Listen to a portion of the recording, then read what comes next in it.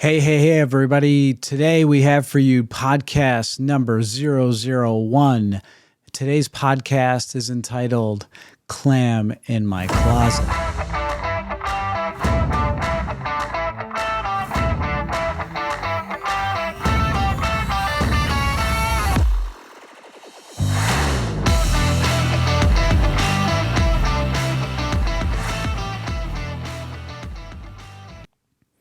Okay, I'm Dr. Pete Lombardi, and I'm here today welcoming you to this week's edition of your Limitless Life weekly podcast, Limitless Life Network podcast. I'm Dr. Pete, as I said, and this podcast is where we flesh out the limitations that are preventing you from reaching your goals and living the life you deserve. Today's episode is entitled Clam in My Closet.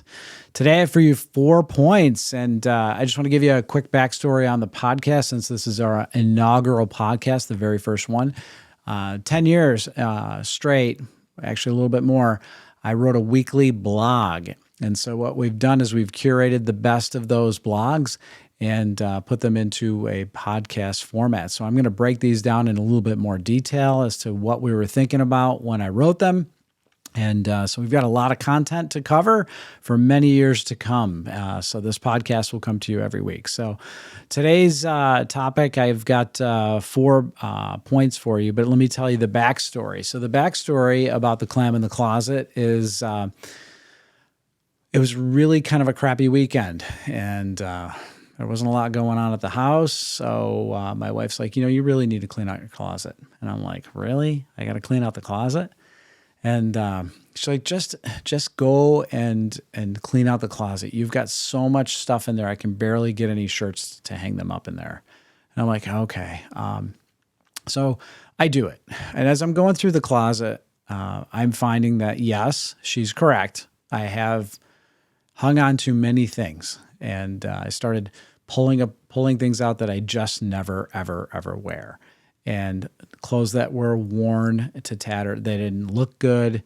And occasionally just, she will throw things away and I'll wonder where they are. And, she truly was looking out for my best interest. So as I went through the closet, what I noticed is that I found a lot of things that I was hanging on to that were gifts, that people actually gave me stuff that I didn't really wear very often. And then I had some other things that my wife had purchased for me. And she knows that I'm not really a lover of fashion as far as going out shopping. Don't really enjoy that process of going to a store and trying on clothes and so forth. So she would go to the store. She likes to shop and she loves that stuff. And she would buy things for me and bring them home. And for whatever reason, I would just not wear some of the stuff that she brought home. And there it sat in my closet. So when I went through and selected all the things that I never, ever wear, not only did I find that I had things that were out of style, things that were gifted to me, things that she bought me, I also had some relics. I had some things that I was hanging on to that were a part of my life a long time ago, and maybe they had some sentimental value, but literally they were worthless, and I was never going to wear them again. So from this whole exercise of cleaning out the closet, I've come up with these 4 points. So I'm going to share these 4 points with you today. The first one is putting off cleaning out the unwanted things only delays our joy. So after this was all said and done, I had a lot more room in my closet.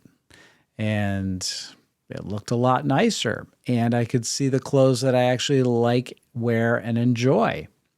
And I had more space now to add to my wardrobe, where I never thought I really did have space. And I also found in my wardrobe that I had limitations as far as I really didn't have some dress pants that I really enjoyed maybe, or I didn't have belts that I liked or shoes that I liked, for all occasions. So it gave me an opportunity for potentially new things to come into my life. And I'm not just talking about clothes here. Think about this. When we hang out, when we put off, the things that we know we should do, what are we doing? We're really literally delaying the opportunities that are potentially going to come into our lives because we're just putting off what we know we should be doing. So super, super important there. And the other thought is the thought or the idea of the work always seems worse than the actual job itself. And this is still part of that first one, is that in our mind, we tell ourselves stories often that are not true, but we build them up to be bigger than what they really are. So we may speculate that it's going to be extremely uncomfortable, or it's going to be extremely difficult, or we're going to run into so many snags along the way that we won't even actually start. We won't actually engage in the activity. So this creates an issue that I talk about a lot, and it's called stepping over, a step over issue, stepping over the known problems and issues and hangups. So in other words, we'll sweep this under the rug so that we don't have to address it. So we don't have to engage in the activity because there may be a potential thing that could happen that could cause us to actually have to use our brain to solve a problem. Now, it sounds ridiculous, but we all do this. We all create these stories that we tell ourselves, and then we will just walk away from it. We'll pretend it doesn't exist, and we'll go on with the activities that we always do and that we're very comfortable with. So as a result of that, we never get to experience the blessings and the opportunities that are available for us. Okay, point number 2 is not everything that comes into our lives is worth keeping. So super, super true, right? It could be relationships, maybe in relationships with people that aren't worth keeping.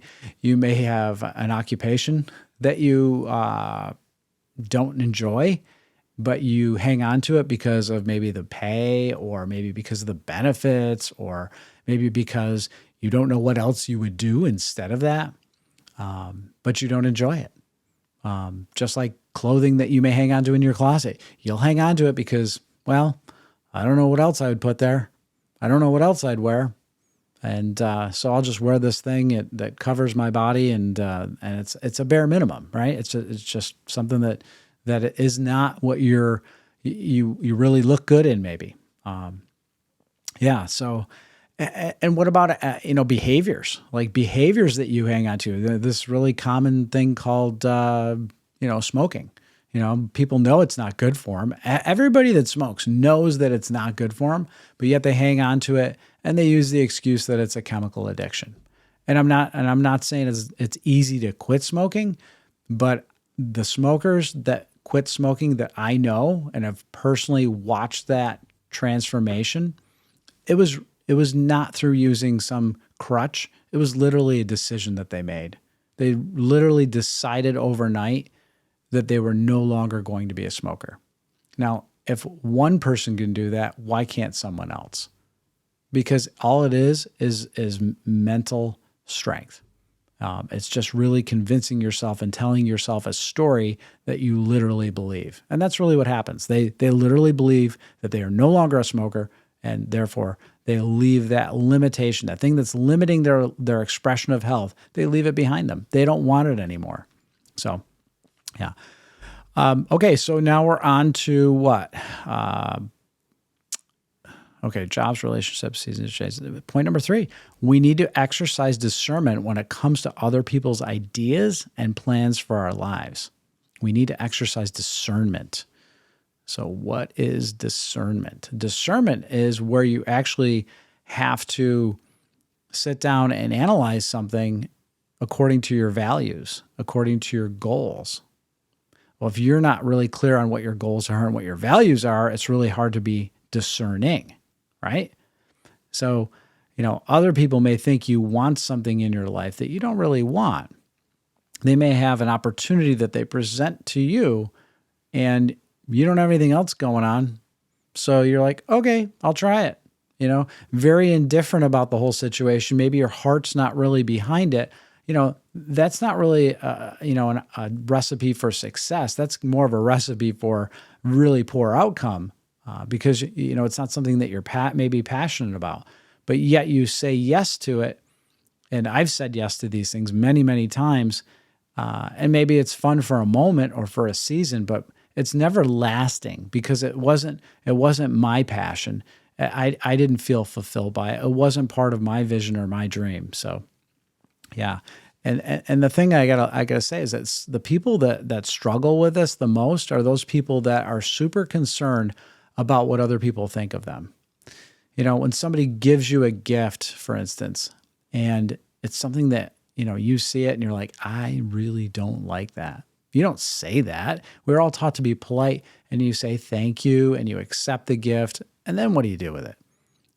It sits in your closet. That's where it goes, right? Or you re-gift it, or you donate it, or you throw it in the garbage. I don't know what you do and what's right or wrong there, but by utilizing it and taking it as yes, I want this in my, they must think I need to wear this, so I'm going to wear it. Hey, look, I wore this shirt that you got me, yeah, it looks horrible. Yeah, but I wore it because you gave it to me. Oh, that looks nice. That's where we're trying to, be nice to people, and we certainly are not advocating hurting somebody's feelings. But at the same time, when it's an opportunity that somebody's trying to present to you that it doesn't fit your goals, it's okay to say no to those things. It's absolutely okay to say no. And point number 4, and our last point here, is that without a clear vision, it's really difficult at best to plan and take decisive action. I'll say that again. Without a clear vision, it is difficult at best to plan and take decisive action. So what is the vision? Well, the vision is really like the big picture. Like, what do you see for yourself in the future? What do you really, see as far as like, what are you trying to create for your life? And here is something that many, many people struggle with this because it takes some thought. I'll give you an example. I have a friend, and she and her husband recently just sold their house, and they're moving out of state. They bought another home out of state, and they're leaving. And she has a lot of uncertainty about whether she'll be happy in this new home because she has friends here, she has family in this state, and she really enjoys the relationships that she's developed here. Well, and she's uncertain about what it's going to be like where she's going. And I asked her a simple question, and I said, well, what do you really want? In other words, you're making these big changes in your life. Is this something you really want? I know your husband knows he wants this. Is this something that you really want? Have you guys sat down and discussed what both of you really want? And she said, I really don't know. And I think, part of me says that, yes, she does know that she wants a lot of the things that are associated with moving out of state, but she's very uncertain about everything about moving out of state. There are things that she knows that she has here that she doesn't know that she's going to have there. So, and it's not the fact that it's not a good move for them, because it quite potentially will be a very good move for them. But did they take the time on the front end to get really clear about what they're trying to create? And many of us go through life without taking the time to get really detailed about what we're trying to create. So here's the challenge. And this is kind of an action step going forward, is in order for this to actually happen in your life, you have to sit down and do it. So I'm going to challenge you to set aside an hour every week, just 1 hour out of the entire week, to sit down with pen and paper, get a journal, get a pen, sit down, and start writing out the details of what you're trying to create for your vision of your life. Personally, professionally, financially, what do you really want to create? What will bring you the most joy and the most happiness spiritually? Every facet of your life, relationships that you can think of, family, fitness, health, all of that stuff. Get really detailed about what you want to create. If you can't do an hour a week, I know you're pressed for time. Do a half an hour. Commit to a half an hour once a week. You can get a lot done in 30 minutes. It's amazing what you can do in 30 minutes. So I'm going to leave you with a couple of quotes. The first one is, the vitality of the individual is directly proportional to the vividness of the vision. What is vitality? Vitality is life, right? It's not a green drink. It's not a smoothie. It's vitality is directly proportional to the vividness of the vision. Think about that. Vividness. That's the richness of the picture of what you see. What is the vividness of your vision for your business? What is the vividness of your vision for your own personal health? What is the vividness of the vision for your family life? Think about that in detail. Any detail that is left out of the vision becomes an obstacle and a challenge that you face. Really? If I leave out a detail, it actually can become an obstacle? Absolutely. Yeah, because you're not seeing the fullness of what you're trying to create. And any detail that you don't implant, guess what happens? When you leave out details, when you leave out voids, someone else from the outside is going to bring in their own thoughts. Okay, so that's why it's really critical to discern what you really want here. And any space and time not filled with high priority things gets filled with low priority things. This is just a simple fact, and I know you guys all experience it. You can easily waste time doing the scrolling thing, right? So, it's going to create. You've got to look at, if you don't have a vision, you're not going to have high priority things. So your actions come out of your visions, right? You have a vision you want to create. What are the reverse engineer it. What are the action steps I need to take moving forward? What are these goals that are benchmarks along the way getting me there? And what will happen is that the clearer your vision, the faster it'll come into your life. Time literally becomes compressed, because as soon as you have clarity about that destination of where you're trying to head, you're going in a straight line instead of just wandering and meandering back and forth. So, do you want to have the vision of an eagle, or do you want to have the vision of a clam, right? So that's what I have for you, today's podcast. It's been a real blessing and an honor to talk to each and every one of you through this media. And join me next week for the second edition of the Limitless Life Network podcast, and we will see you then.